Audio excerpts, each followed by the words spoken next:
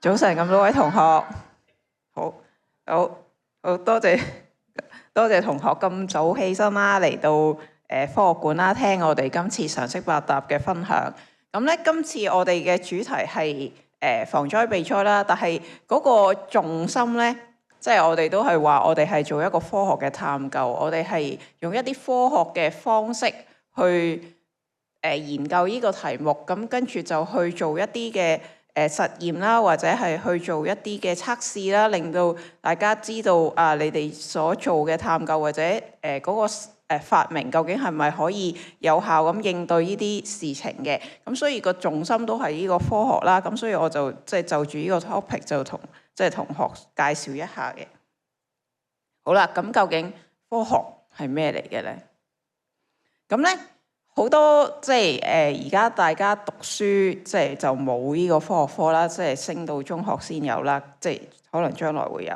但係呢，我哋就會話科學呢唔係一個好籠統嘅詞語嚟嘅，佢係一個我哋利用觀察、假定、實驗去總結，我哋去揾出一啲自然界嘅定律嘅。咁其實我哋喺呢個世界上面好多所謂科學以下嘅題目呢，都係用同一個理論、同一套嘅實踐嘅原則去揾呢個定律，然後我哋就發展出唔同嘅學科出嚟嘅。咁所以呢，大家可能有認識啦，或者知道我譬如想研究人類嘅人體嘅奧妙，或者想去睇夜晚睇星空，咁呢啲咧全部都係科學嘅其中一個範疇嚟嘅。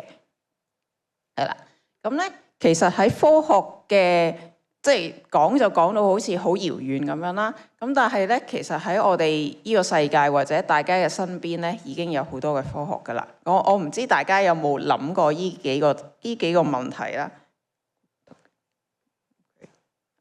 得啦。咁咧，譬如但係我唔知同學有冇諗過啦，個天點解會係藍色嘅咧？但係個太陽係白噶嘛。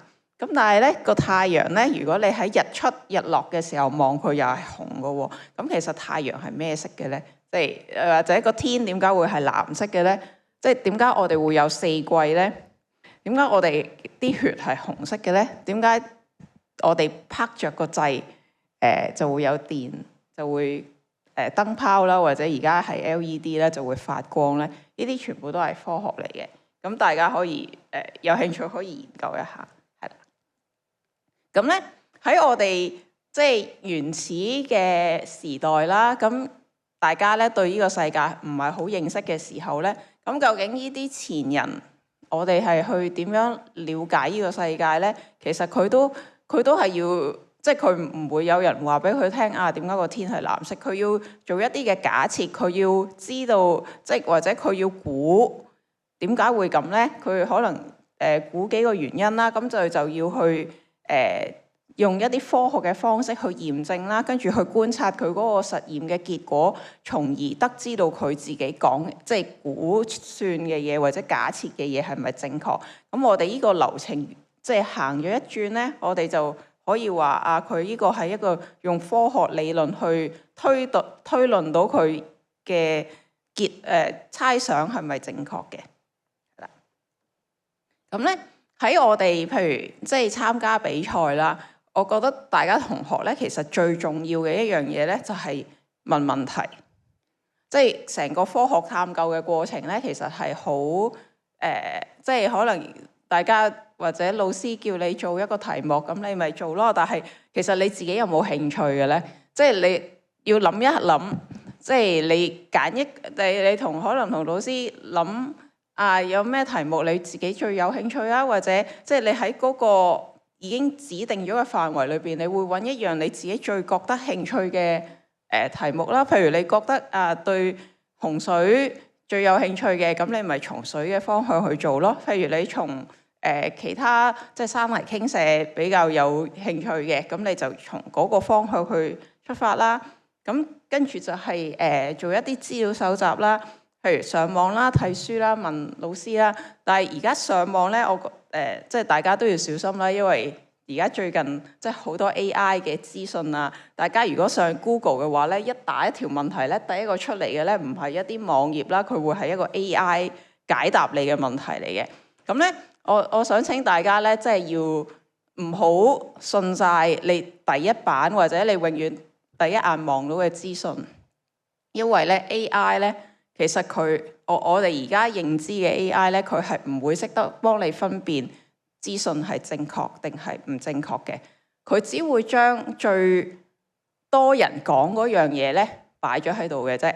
咁所以咧，請大家咧即係唔好網上咁寫喎，咁跟住咧你就將嗰啲資訊咧抄咗落去你個報告度，咁就唔得嘅，因為你要點知嗰樣嘢啱唔啱咧？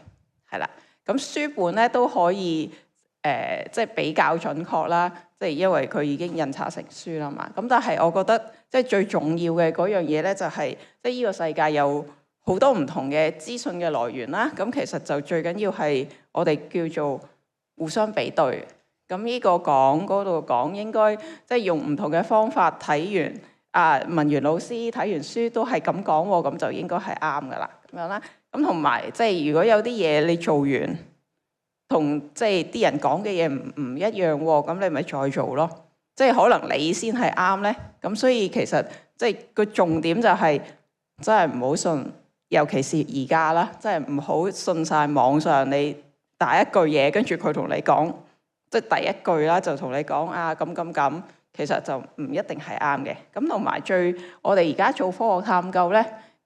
即係尤其是而家同學咧，即係除咗做資料搜集之外咧，其實最重要咧都係即係你要試嘅。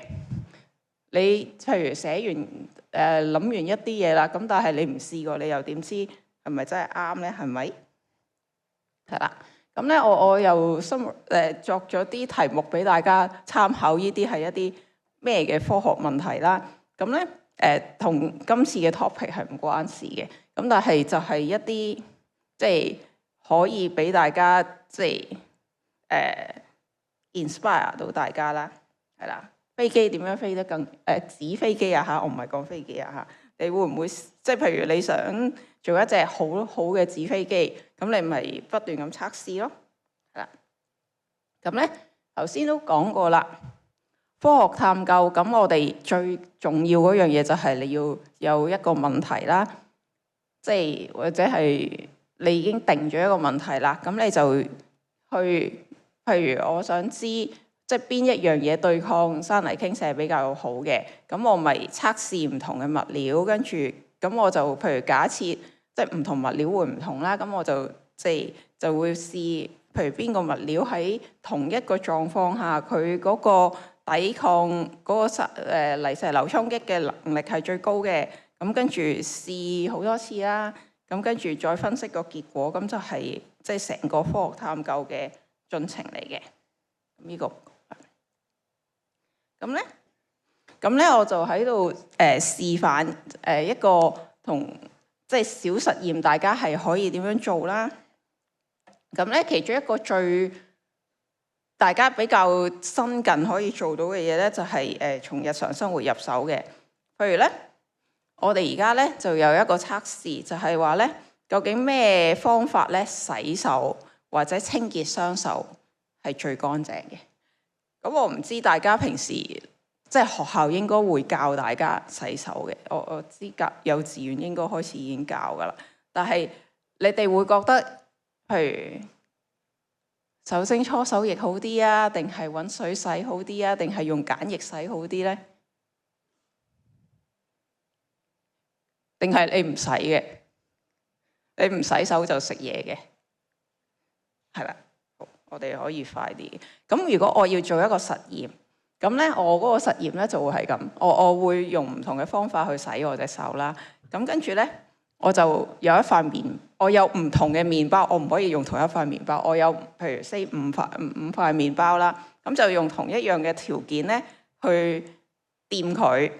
即係譬如我首先可能係我有一塊咧，一定要係對照嘅。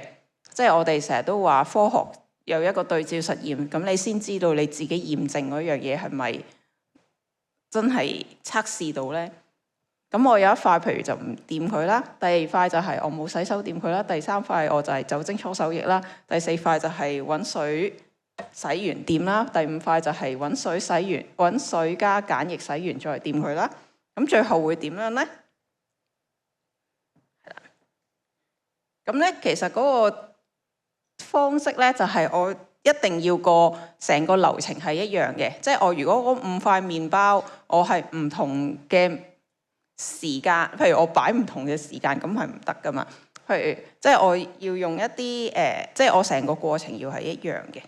咁就係呢個實驗嘅重點啦。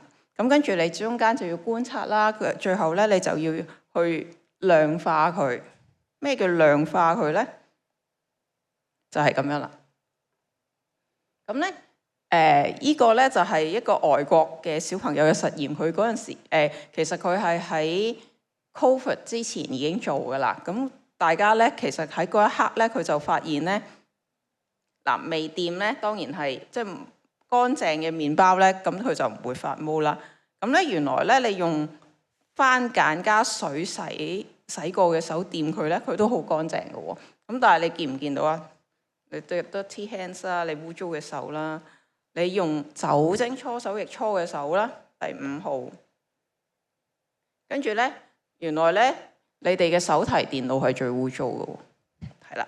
咁所以咧，即係呢個咧就係一個小實驗啦，去即係驗證，好簡單嘅啫。其實呢個實驗，但係佢就可以好清晰咁樣顯示到啊，原來我邊樣嘢係洗手係最乾淨。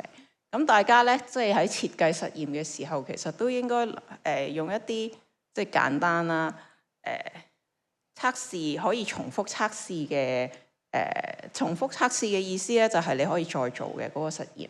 咁你先可以驗證到你唔係真係做一次實驗你得咗啦，跟住你就將嗰個實驗嘅結果攞出嚟報告。你應該係做完一次得啦，咁我要再做第2次，我再做第3次，我成功啦，咁我先可以證明我嗰次我真係得啊嘛。咁如果唔係，咪好似即係我點知你嗰次係咪好彩呢？係咪？咁所以科學實驗嘅重點其中一個都係佢可以不斷咁重複，而你嘅結果應該係次次都一樣嘅。咁係啦，咁同學咧就記住呢樣嘢啦，就唔好啊！我做完第1次我成功咗啦，跟住我就得咗啦，跟住我就唔做啦，咁唔 OK 嘅，係啦。咁樣咧，咁呢個就係幾個points 啦。咁咧冇人第1次就成功嘅，即係有啦，即係有好多人都好好彩嘅。咁係，但係咧其實好多時都係第1次係唔得嘅。咁但係你就要不斷咁去嘗試啦，要做完再做啦，同埋咧你記住咧要好好記錄你嘅結果。如果唔即係而家好方便啦，可以影相啦，但係你真係一定要記住你嗰次，譬如你嗰個實驗嘅參數，譬如我頭先講你用嗰啲物料，你譬如你有冇記得你嗰陣時用咩厚度咧？你用咗咩時間？即係你用咗幾多泥沙？即係各項你係要記住嘅喎。如果唔係，你咪做唔翻咯。係咁，同埋我自己覺得啦，其中一個都幾重要嘅重點咧，就係你譬如你做嗰樣嘢，你覺得唔得啦，咁點算咧？咁可能你就真係要做，即係諗過第2個方法再做啦。如果唔係，即係可能做極都唔，即係有時有啲嘢係做極都未必有效果嘅，咁你就要揾個有個方法啦。咁要記錄數據啦。咁咧，我哋會話科學咧，即係呢個亦都係科學探究嘅一個重點，就係冇嘢係一定係啱嘅。即係當然我哋會有一啲現實嘅資訊，或者一啲即係大家都講噶啦，譬如太陽係地球係圍住太陽行啦，但係1000年前啲人唔係咁諗噶嘛。咁但係我哋而家知道啫，但係你有冇見過咧？即係可以係，可以唔係嘅，即係呢件事。但係我哋而家所有嘅證據都指向地球係圍住太陽行嘅。咁除非假設你有一日真係揾到一個咁嘅資訊，推翻咗呢件事，咁亦都係可以嘅。即係我哋成日話科學係唔可以，冇嘢係唔可以被推翻嘅，係啦，咁樣咯。咁所以咧，有一日如果你真係做到啲嘢唔係實驗同埋你個結論唔啱，咁可能係即係其中一樣嘢錯啦。咁但係即係你再做，總之你嘅實驗應該就係去支持你自己嘅假設嘅，係啦。咁啦，呢啲睇係啦。咁所以咧，我又都係再講啦。即係你上網可能揾到一啲資訊，但係咧佢未必真係啱嘅，係啦。即係不能盡信啊！而尤其是而家呢個網上世界咁樣啦。咁呢個咧係都幾有趣嘅。咁咧呢個係大家見到6張相啦，其中只有1個係真人嚟嘅啫。咁你估唔估到邊個係真人啊？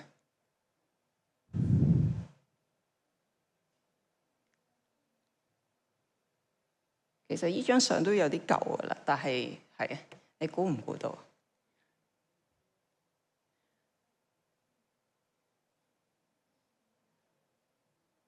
我一陣間開估。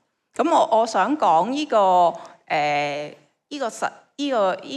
實驗啦，可以話俾大家聽咧。其實你係分唔到，你有時已經分唔到 AI 同埋真人嘅啦。即係一啲 AI 作嘅嘢啦，或者一啲 AI 展示嘅片段啦，其實你當然而家 AI 片未必好真啦。咁但係可能有一日你係完全分唔到噶啦。咁所以以前我哋都話睇證據啦。咁而家咧，你可能都話咩叫證據咧？即係上網揾嘅嘢係咪真係證據咧？咁都係嗰句，即係上網嘅嘢就不能盡信嘅，係啦。咁好總結咧，就係我哋咧科學咧就只不過係一個工具去幫我哋了解呢個世界啦。咁呢個科學嘅進程咧就係永遠都係一個唔停嘅係發現嘅路途嚟嘅。咁我今日嘅分享就到呢度啦。好，係第3號係真人啊嚇，其他都係假嘅。係啦，好多謝各位。